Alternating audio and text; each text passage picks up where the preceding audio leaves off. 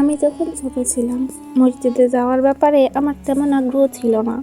বাবা মা ইবাদতের প্রতি যথেষ্ট যত্নবান ছিলেন, কিন্তু আমি সেভাবে কখনো মনোযোগী হইনি।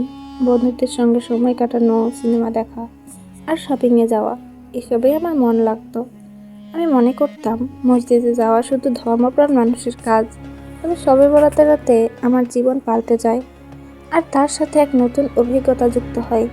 সেদিন রাতে আমি বন্ধুদের সঙ্গে একটি ফাস্টফুড রেস্টুরেন্টে আড্ডা মারছিলাম। বন্ধুরা হাসতে হাসতে কথার পিঠে কথা বলে যাচ্ছিল, আর আমি সামান্য ক্লান্ত অনুভব করছিলাম। হঠাৎ ফোনে একটা বার্তা পেলাম। বাবা আমাকে ফোন করতে বলেছিলেন। ফোনটা ধরতে বাবা বললেন, আজ রাতে সবে বরাত, মসজিদে যেও, ভালো কাজ করো। আমি খুশি মনে ফোন রাখলাম, কিন্তু মনে কোনো আগ্রহ ছিল না। কেমন যেন অস্বস্তি হচ্ছিল। আমি মনে হচ্ছিল এই সময়টা বন্ধুদের সঙ্গে কাটানোর চেয়ে মসজিদে যাওয়া অনেক কোনো মানে নেই। এরকম সময়ে আমার একজন প্রাচীন বন্ধু এসে উপস্থিত হলো। সে বরাবরই শান্ত, খোলামেলা আর কিছুটা রহস্যময়। তার নাম ছিল আরিফ। আরিফ আমাকে বলল, তুমি কি মসজিদে যাবে আজ? সবে বরাতের রাতে খুবই বরকত থাকে। আমি একটু বিরক্ত হলাম। না, আমি যাচ্ছি না, সবাই আজকে আড্ডায় ব্যস্ত। কিন্তু আরিফ এবার মুচকি হাসলো। আচ্ছা, তুমি যদি না যাও তাহলে আমি তোমাকে মসজিদে নিয়ে যাব। আমি একটু গম্ভীর হয়ে তাকে দেখলাম। এরকম কথা কে বলে? আমি একটু হাসলাম। তুমি কি আমাকে মসজিদে নিয়ে যেতে চাও? আরিফ কোনো উত্তর দিল না, কিন্তু তার চোখে একটা অদ্ভুত আভা ছিল, যেন সে জানতো আমি কিছু খুঁজে পাচ্ছি না। পিছু পিছু কিছুটা অনিচ্ছা সত্ত্বেও আমি আরিফের সাথে হাঁটতে থাকলাম। আশেপাশে তেমন কোনো লোক ছিল না, রাস্তার ধারে তেমন আলো ছিল না, রাস্তাটা একটু শুনশান। তবে এক অদ্ভুত শান্তি অনুভব হচ্ছিল। আরিফ তেমন কিছু বলেনি, শুধু আমাকে হাঁটতে বলে যাচ্ছিল। যখন আমরা মসজিদের কাছাকাছি পৌঁছালাম, তখন আমি একটু আতঙ্কিত হয়ে পড়লাম।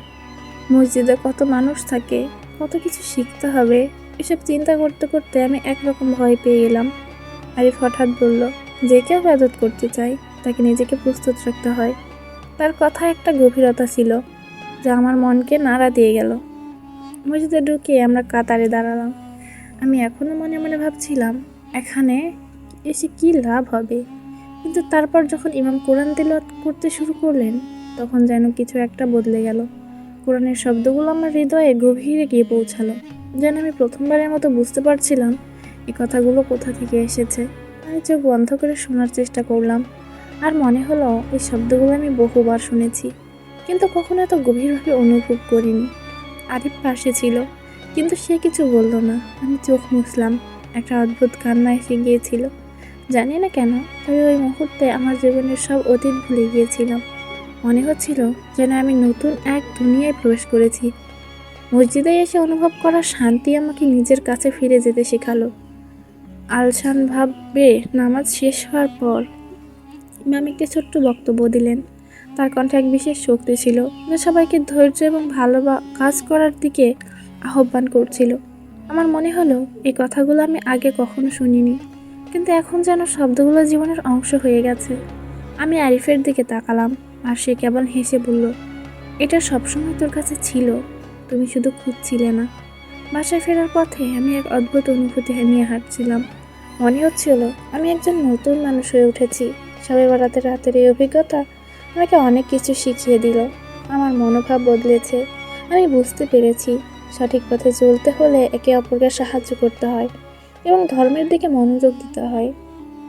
আজকের রাতটা আমার জীবনে এক নতুন অধ্যায়ের সূচনা হয়ে থাকবে। আরিফের সে শান্ত মনোভাব, মসজিদের পবিত্রতা, এসব যেন আমার আত্মার গভীরভাবে অবস্থান করে গেল। আমার মনে মনে আমি প্রতিজ্ঞা করলাম যে আমি আর কখনো এই পথ থেকে বিচ্যুত হব না।